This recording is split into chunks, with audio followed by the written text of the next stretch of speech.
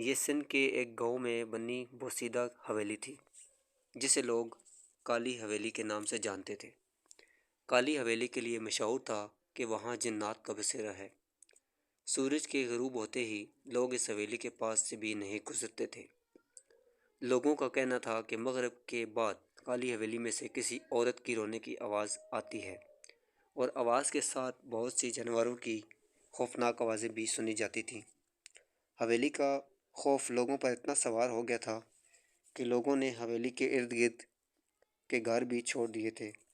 حویلی کے ارد گرد کے مالکان بھی ویران پڑے ہوئے تھے۔ سالوں سے بند پڑی یہ حویلی دن بدن خوفناک ہوتی جا رہی تھی۔ ان دنوں دوسرے گاؤں سے بھی ایک خاندان اس گاؤں میں شفٹ ہوا تھا۔ کرم دین اور اس کی بیوی تہمینہ، کرم دین کا بیٹا علیم دین، الحسینہ دونوں ہی جوان تھے۔ گاؤں میں چند روز گزرنے کے بعد کالی حویلی کی باتیں اڑتی اڑتی کرم دین کے گھر تک پہنچی تو علیم نے فیصلہ کر لیا وہ کالی حویلی جا کے دیکھ کر ضرور آئے گا کہ جو باتیں کالی حویلی کی لوگ کر رہے ہیں وہ درست بھی ہیں یا نہیں۔ علیم ایک طاقتور اور بدمزاج نوجوان تھا۔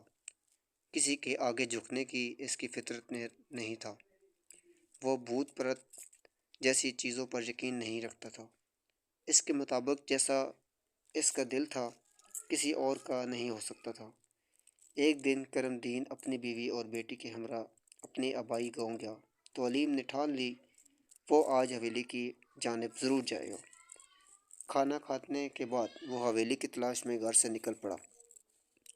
حویلی کی جانب ایک نوجوان لڑکے کو جاتا دیکھ کر ایک شخص نے اس کو فوراً بلا لیا اور روکنے کا بولا اور کہنے لگا، بیٹا جی اس جانب نہیں جاؤ، یہاں پر جو شخص بھی جاتا ہے وہ واپس نہیں آتا۔ اس شخص کی بات سن کر علیم کچھ دیر کے لیے پریشان تو ہو گیا، مگر پھر وہ زور زور سے ہنسنے لگا اور کہنے لگا، چاچا جی یہ بھوت وغیرہ کچھ بھی نہیں ہوتا، اس لیے مجھے کالی حویلی جانے دو، میں تو دیکھوں کہ کالی حویلی کے بھوت علیم کا کیسے سامنا کرتے ہیں۔ علیم کی بات سن کر سامنے کھڑے شخص کے ماتھے پر پسینے نمودار ہونے لگے اور کہنے لگا، دیکھو بیٹا تم کرم دین کے اکلوتے بیٹے ہو، اپنا نہیں تو اپنے باپ کا ہی سوچ لو۔ آدمی نے اسے کالی حویلی کی جانب روکنے کا سوچا تھا۔ اتنے میں حویلی کا مالک اپنے گھر سے نکلنے لگا تو اس کی نظر علیم اور اس شخص پر پڑی تو وہ آگے گیا اور علیم کو کہا کہ اس حویلی کی طرف نہ جانا ورنہ واپس نہیں آؤ گے۔ علیم نے ڈر تو محسوس کیا لیکن پھر ہنسنے لگا اور کہنے لگا کہ میں آپ کو وہاں سے واپس آ کر دکھاؤں گا۔ آپ لوگ کہتے ہو کہ جو انسان وہاں جاتا ہے واپس نہیں آتا، میں واپس آ کر دکھاؤں گا۔ علیم نے زور سے کہا تو آس پاس کے لوگ بھی جمع ہو گئے اور سب جاننے لگے کہ یہ بے وقوفی کرنے کا سوچنا بھی نہیں، مگر علیم اپنے فیصلے پر پکا ہو گیا تھا۔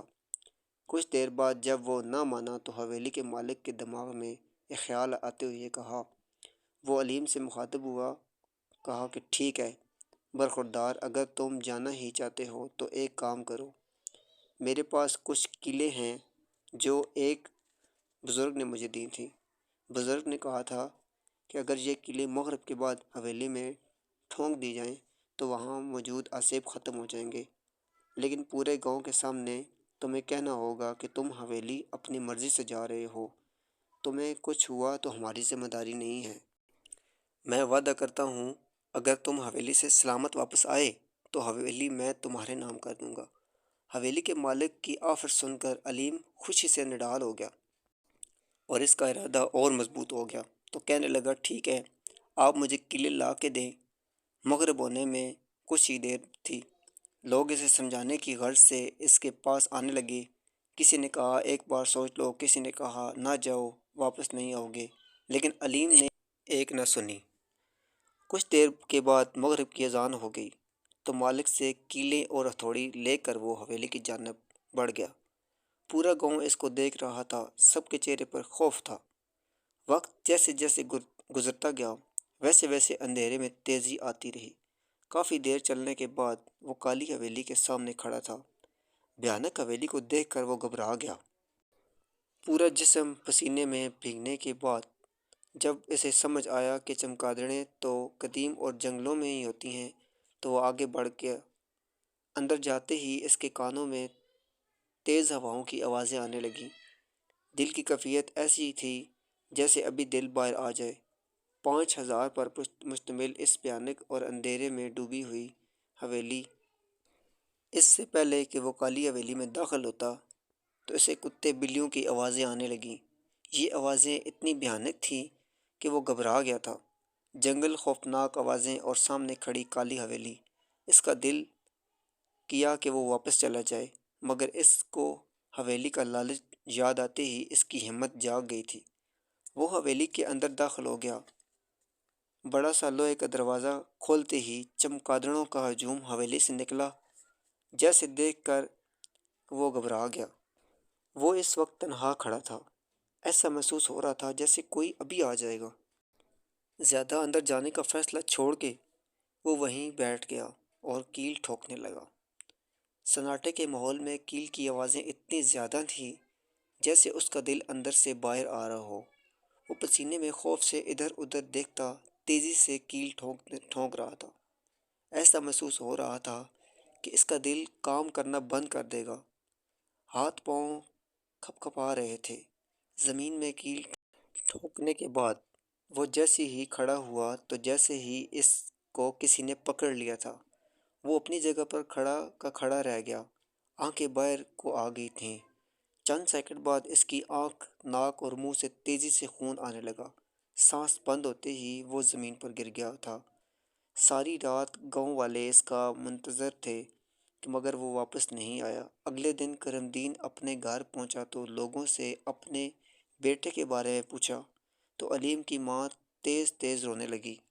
گاؤں والوں نے کل کا سارا قصہ کرم دین کو سنایا تو وہ اپنی بیوی اور بیٹی کو لے کر اس کو ڈھونڈنے کی غرض سے حویلی کی طرف نکل گیا۔ گاؤں والوں نے انہیں روکنا بھی چاہا مگر وہ نہ رکے۔ بیٹے کی محبت میں ماں باپ اور بہن کی محبت اپنی جان کی پرواہ کیے بغیر حویلی تک پہنچ گئے۔ رات کے معاملے میں اس وقت کا ماحول بہت پرسکون تھا۔ یہ حویلی بہت عالی شان معلوم ہو رہی تھی۔ درود شریف پڑھتے ہوئے کرم دین اندر داخل ہو گیا تو دیکھا علیم خون میں لت پت زمین پر پڑا ہوا ہے۔ وہ تینوں روتے ہوئے علیم کی طرف بھاگے، مگر وہ دنیا چھوڑ کے جا چکا تھا۔ اس کو اٹھانے کی غرض سے کرم دین نے جب اسے پکڑا تو دیکھا تو اس کی قمیض اس سے کیل میں اٹکی ہوئی تھی، یعنی کہ وہ کسی جن آسیب نہیں بلکہ اپنے خوف میں مارا گیا تھا۔ اسے لگا کہ اسے کسی نے پکڑ لیا ہے، اسی لیے اس کا دل کچھ سوچنے سے پہلے ہی پھٹ گیا۔ علیم تو جا چکا تھا مگر کرم دین کو پتہ چل گیا تھا کہ کالی حویلی میں کوئی آسیب نہیں ہے، اس لیے حویلی کے مالک نے حویلی کرم دین کے نام کر دی تھی۔ کرم دین اور اس کی بیوی بیٹے کی غم میں بیمار ہو گئے تھے۔ گھر اور باہر کی ذمہ داریاں حسینہ کے سر پر تھی۔ وہ کماتی بھی تھی اور گھر بھی چلاتی تھی، ماں باپ کی خدمت بھی کرتی تھی۔ اکثر بھائی کی یاد میں وہ ماں باپ سے چھپ کر گھنٹوں روتی۔ ایک دن شہر سے ایک بڑی کمپنی نے گاؤں آ کر کالی حویلی کو 2 کروڑ کے ہاؤس خرید لیا تھا۔ اب ان لوگوں کے دن پھر گئے تھے۔ حسینہ کو کام کے لیے باہر نہیں جانا پڑتا تھا، نہ گھر میں کام کرنا پڑتا تھا، بلکہ وہ شہر کے اچھے ڈاکٹر سے اپنے ماں باپ کا علاج کرا رہی تھی۔ ایک دن اسی ڈاکٹر فرقان نے اسے اپنا ہمسفر بنانے کا فیصلہ کیا تو اس نے خوشی خوشی قبول کر لیا۔ اب انہوں نے گاؤں چھوڑ دیا تھا۔ شہر میں ایک ہستی بستی زندگی گزارتے کرم دین، تہمینہ اور حسینہ اکثر گاؤں کی یادوں کو یاد کر کے رو پڑتے تھے، مگر ڈاکٹر فرقان کی صورت میں کرم دین اور تہمینہ کو اپنا علیم واپس مل گیا تھا۔ ڈاکٹر فرقان اب ان کا بہت اچھے سے خیال رکھنے لگا۔ کہانی پسند آئے تو ہمارے چینل کو سبسکرائب ضرور کیجیے گا، بیل آئیکن کو دبانا مت بھولیے گا تاکہ آپ کو آگے آنے والی ایسی ویڈیوز مل سکیں، اور کمنٹس میں ضرور بتائیے گا کہ آپ کو ہماری کہانی کیسی لگی۔ Thanks for watching.